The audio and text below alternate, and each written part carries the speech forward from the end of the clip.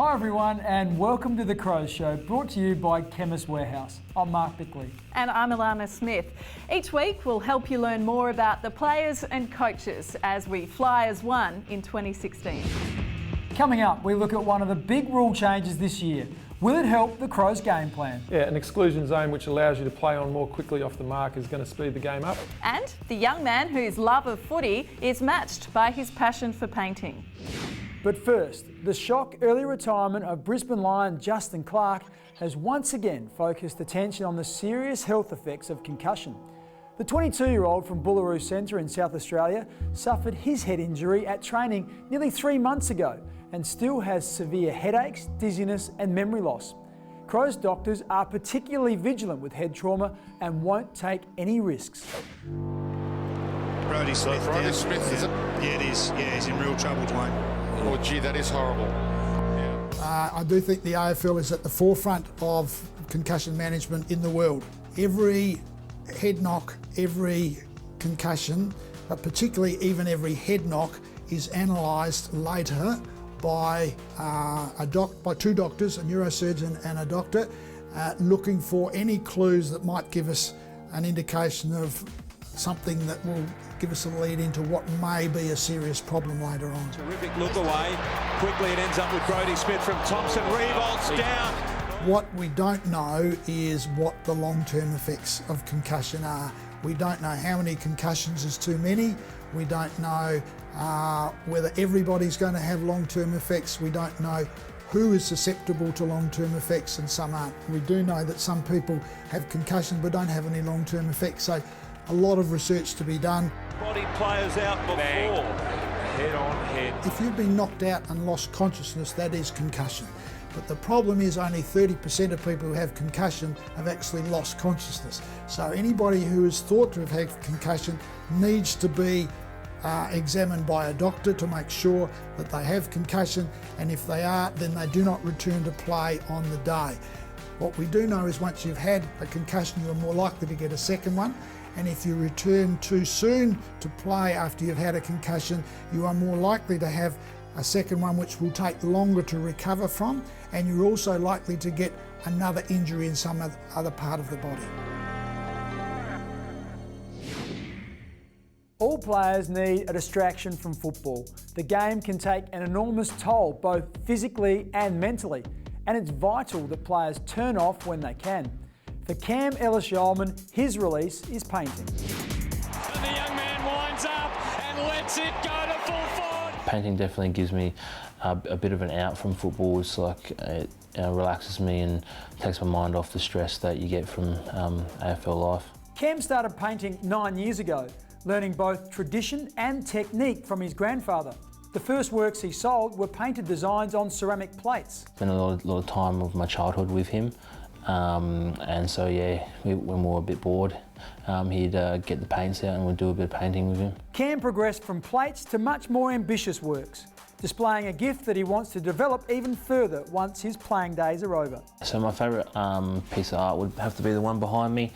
I did that at the end of 2014 for the AFL. The centrepiece of the painting represents the AFL, and then all the other circles represent the other AFL clubs in the AFL, and then the dots coming into the circles represent all the fans, the players, and the people that the AFL brings together. Ellis-Yolmen gets a chance, spins around. Recruited from Woodville West Torrens in 2011, the big-bodied midfielder had to wait 3 seasons to make his AFL debut.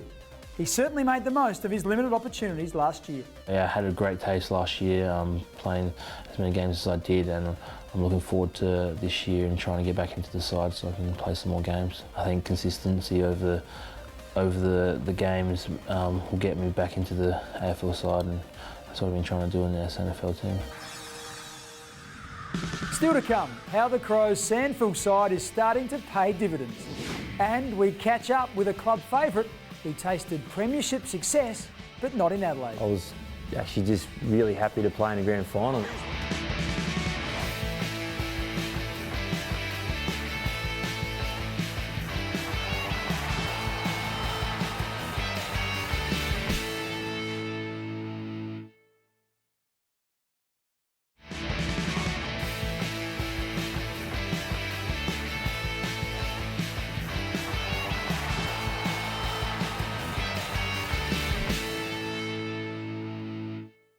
Welcome back to the Crow Show.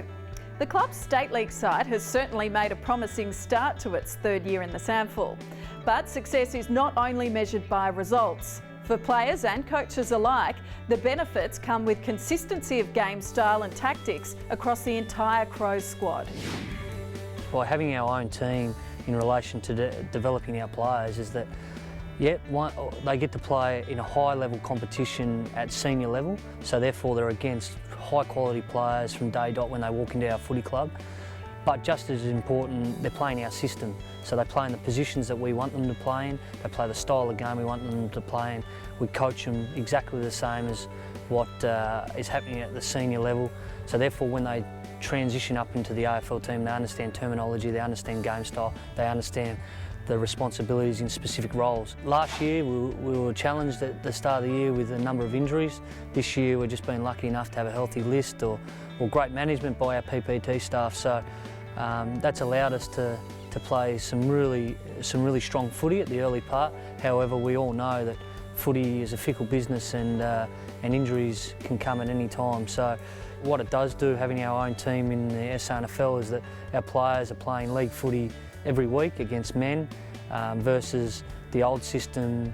Certain players may have had to go back through the reserves if they were coming through injury, or that particular side was doing quite well at that point in time. So, I was wrapped for Rory Atkins last year. He'd spent 3 years at our footy club and had spent some time in the old system in the Sturt reserves. For him to get a AFL game, you're really proud when those players make their league debut. Chance for Atkins. They've kicked 7 in a row. Marty Mattner's road to premiership glory started in a tiny South Australian town with a population of just 12 and ended with an adopted club in Australia's largest city. In between, Marty played nearly 100 games for the Crows, earning a reputation as one of the game's fiercest tacklers. It was a dream since I was a kid to play AFL, and I was lucky into 2001. I was invited out to do training with the Crows, and then I was lucky enough to get picked up on the rookie list, which is pretty exciting for the 2002 season. I felt like I've been playing pretty good, consistent footy at Sturt, and then was lucky enough to get promoted and played 7 of the last 9 games that year. O'Brien, out of side, great tackle by Mattner. When I started footy, I was 6 or 7 years old, so the only way you were going to get the footy is if you tackled someone and got hold of the ball. So I think throughout my career I was quite good at it. I was quite quick, so I was able to get to players and tackle them, and something I enjoyed doing as well. And this is a big play out wide. Can Birchall turn Mattner inside out? He doesn't.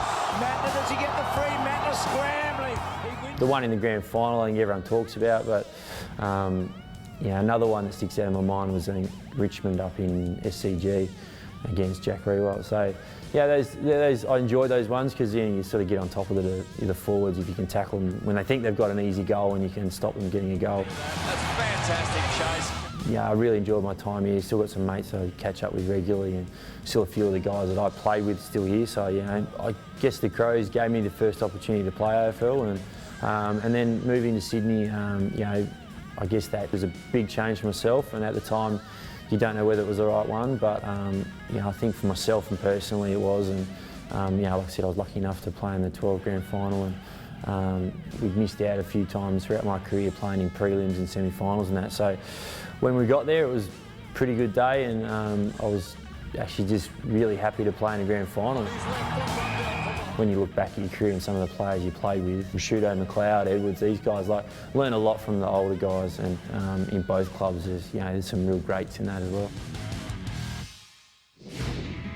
One way to learn a little more about the players is to meet the pets they keep. Curtly Hampton was recruited from the Giants after he started his career in the Northern Territory.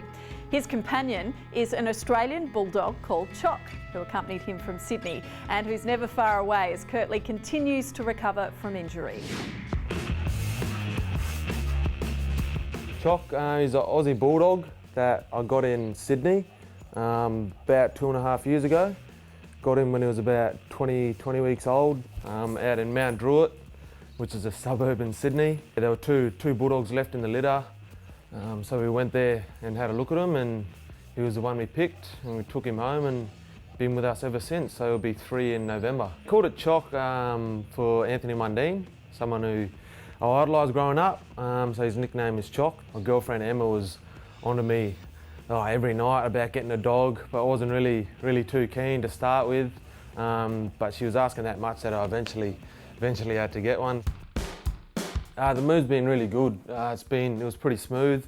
Been here for about 5 months now. Loving it. Being back in Adelaide, obviously went to boarding school here. My partner's from here. Played one trial match with the Sanford against Port. Seems like a long time ago now, but it was probably about 6 weeks ago. Started getting some foot soreness, a bit unusual, never had a foot injury before.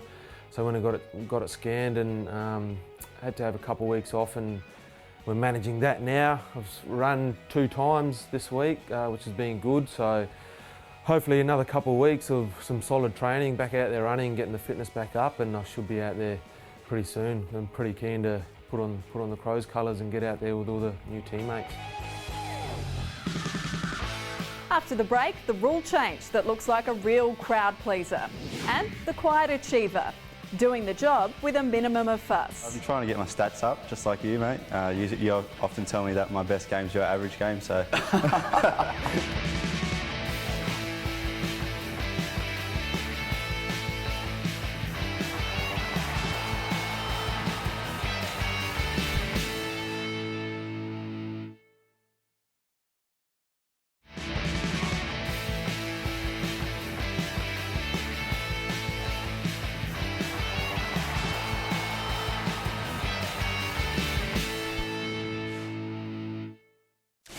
Defenders stick together. Their close bond is built on trust and support.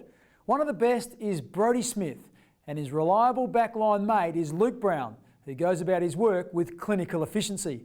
Thanks to Aussie Ripper Roasts, we gave Brodie the job of finding out more about the Crows' quiet one.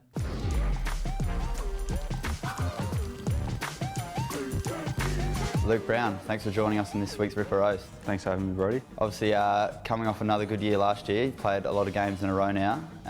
Another good start to the season, good pre-season.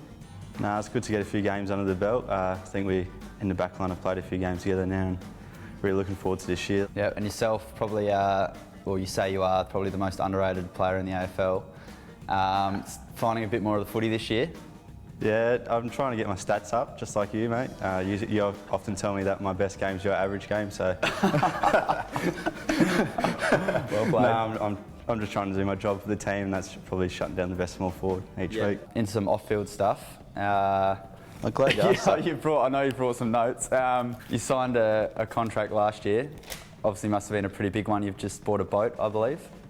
Yeah. Is that true? I bought it before the contract. Oh, well, there goes that then. So you knew the contract was coming. I got a question for you, actually. Apparently dog trashed your backyard and you blamed Kyle Hardigan?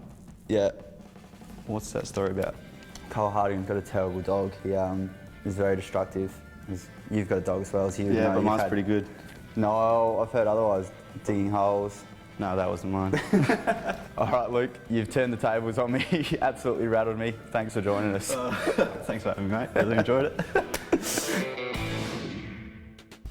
For newly drafted players, leaving home to play professional football is a daunting challenge, especially when it comes to household duties such as cooking. That's why the Adelaide Football Club has an education system in place to help them out.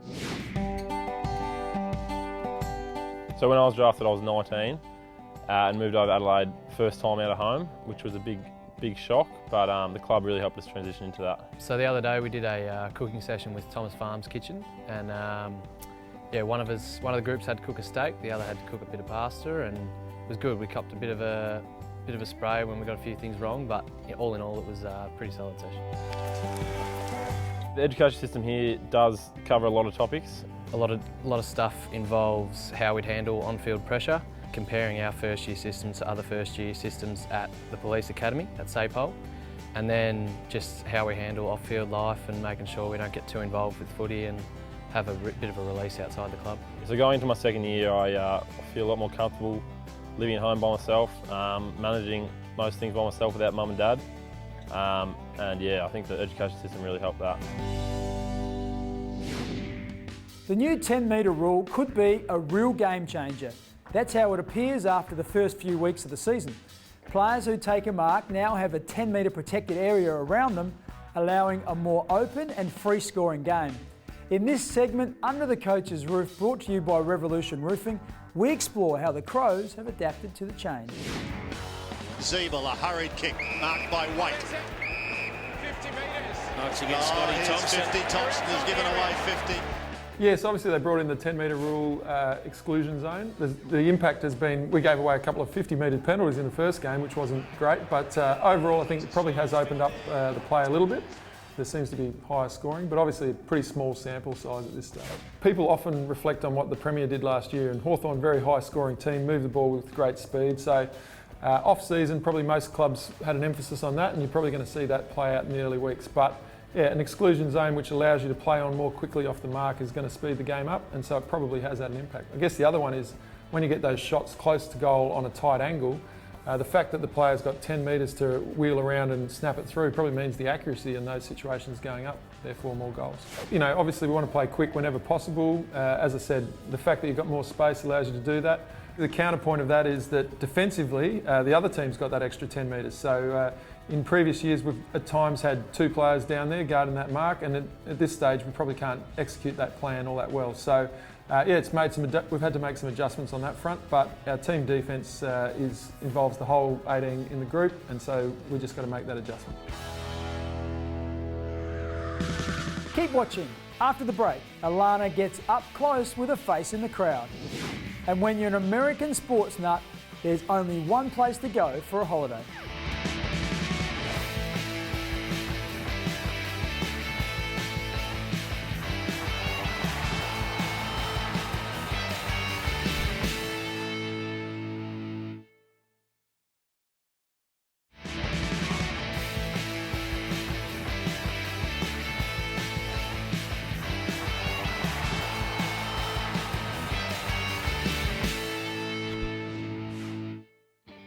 Welcome back. Tom Lynch can't get enough sport. After AFL, his other passion is American sport. Not content with watching games on television, he uses most holidays to go and join the crowds. Thanks to our travel partners at Flight Centre, Tom takes us along.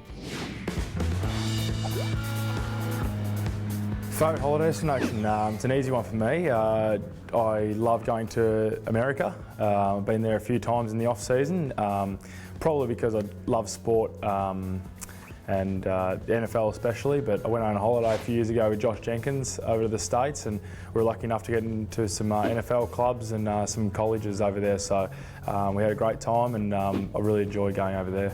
Yeah, look, I obviously want to keep going back there and seeing as much as I can, but you know, a holiday I'm probably looking forward to with my family and taking my children is probably to South Africa and having a look at the safaris over there. So I know a few of the boys have done it in the last few years, and I'd love to do that with them, yeah. Each week, our camera focuses on a Crow's face in the crowd. If this happens to be you, make sure you contact the club via email by 5 p.m. next Wednesday. Be ready with some photo ID and you'll receive a merchandise pack courtesy of Chemist Warehouse. Just a reminder that you can also secure a 3-game membership package for $95. And the club still has a waiting list for reserved seat full memberships. Well, that just about wraps up today's show. Thanks to Chemist Warehouse. Next week, a magic moment that gave Crows fans a hint of what to expect for another 15 years. And the young man from Clare whose family has divided loyalty. Don't forget to visit the club website afc.com.au for all the latest news and interviews. Thanks very much for joining us today. We look forward to your company again next Sunday at 11:30 on 7. See you then. Bye for now.